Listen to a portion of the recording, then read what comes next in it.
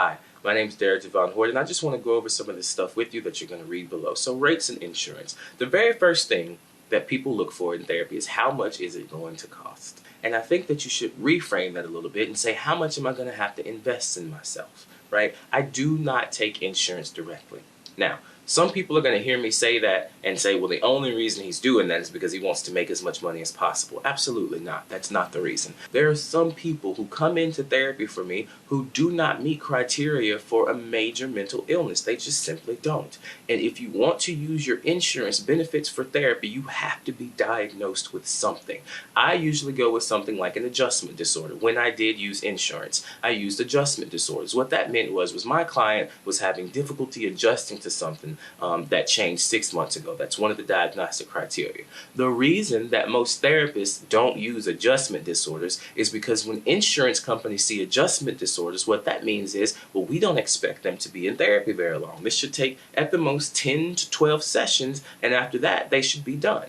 There are some therapists who believe in long-term therapy. We need to get you to a place where once you understand why it is you do what you do, then that will help you change your behavior. I completely and totally disagree. I want you to change your behavior first, and then we will get to the why it is that you do what you do, if that's even important. What does that have to do with me not taking insurance? I believe that whoever pays you is who you work for. If you use your insurance benefits for therapy, your insurance company is paying me. That's who I'm working for. That's who I'm trying to make sure is happy so that I get paid. So whatever in your best interest, if it's not in the best interest of the therapist getting paid from the insurance company, ethically speaking, the therapist is supposed to put your needs first. But from a pragmatic standpoint, when we have people out here who have student loans to pay, when we have people out here who are in debt, when we have people out here who are trying to feed their families, you can make any rationalization and explanation to make it sound okay. So I want to sidestep that. I want to sidestep that entirely. You are more than welcome to use your insurance benefits with me as an out-of-network provider.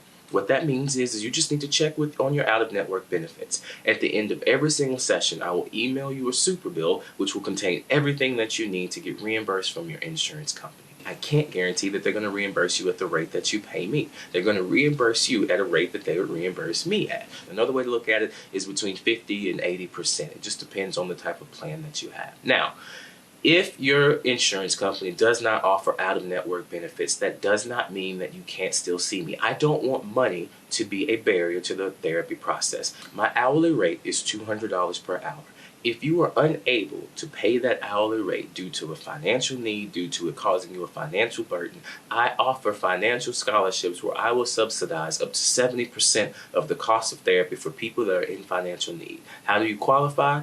When you come to my initial consultation, just tell me that you need a financial scholarship. I'm not going to look for verification. I'm not going to ask you to fill out paperwork. I'm not going to ask you to do any of that. The therapeutic relationship is built on trust. And if you want to start out our particular relationship on a lie, then I am just going to believe that you are doing the best you can. There's a rationalization. There's some reason that you would do that. Now, I will say that the clients that do pay my normal hourly fee are providing an opportunity for me to offer low-cost therapy services for people that need it. And in a perfect world, I feel like that's the type of system that we would use. So why don't I take insurance? I don't take insurance because I want to be paid directly by you. There is a financial incentive for me to give the best work possible. There's a financial incentive for you to do the best work possible. Money is influence. Money determines how much faith you have in the thing that you're purchasing. Would you want to go get heart surgery done by a surgeon that only charges $100 an hour? Probably not. But all the time, we use money as a way to show what we value, right? We'll spend $100 on iPhone apps, and I am not trying to be high and mighty here because I have definitely been the person who has spent way too much money on microtransactions and DLC for all sorts of stuff. So that's not what I'm saying. But what I'm saying is when people say, I can't afford this, or therapy is too expensive, those people, let me know. I will give you a financial scholarship and help you. But for those people who are saying therapy is too expensive and I can't afford it, and you're just making an excuse for yourself to not do therapy, I don't know how I can really help you. But the point is, I don't know the difference and I don't want to know. All you have to do is say, Derek, I need a financial scholarship, and we'll discuss it. If this has answered all your questions, please go above and click on book an appointment now. Let's get your free consultation in there and let's get started. Thank you and hope you have a good day.